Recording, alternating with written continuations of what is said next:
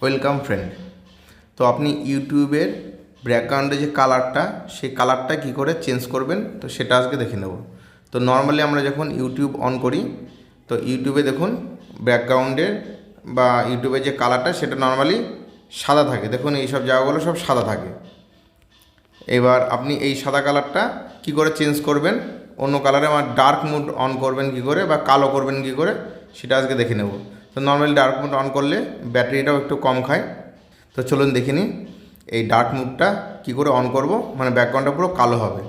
তো এর জন্য আপনাকে প্রথমে এখানে যে আপনার সাইন রয়েছে নিচে ডান দিকে কোনায়, এই সাইনে ক্লিক করবেন বা এই ছবির উপরে ক্লিক করবেন। ক্লিক করার পরে একদম ওপরে ডান দিকে কোনায় দেখুন সেটিংয়ের একটা চিহ্ন রয়েছে। তো এই সেটিংয়ের মধ্যে ওপরে ক্লিক করবেন। ক্লিক করার পরে একদম প্রথমে দেখুন জেনারেল বলে যে একটা অপশান রয়েছে, জেনারেল সেটিং, সেই সেটিংয়ে ক্লিক করবেন। জেনারেল সেটিংয়ে ক্লিক করার পরে ওপর থেকে দেখুন 3 নম্বরে একটা অপশান আছে অ্যাপিয়ারেন্স। এই অ্যাপিয়ারেন্সের উপরে ক্লিক করবেন। অ্যাপিয়ারেন্সের উপরে ক্লিক করলে দেখুন ইউজ ডিভাইস থিম প্রথম অপশন, 2 নম্বর লাইট থিম এবং 3 নম্বর ডার্ক থিম। তো আপনি এখান থেকে যেটা চুজ করবেন সেই অনুযায়ী আপনার ইউটিউবের থিমটা চেঞ্জ হয়ে যাবে।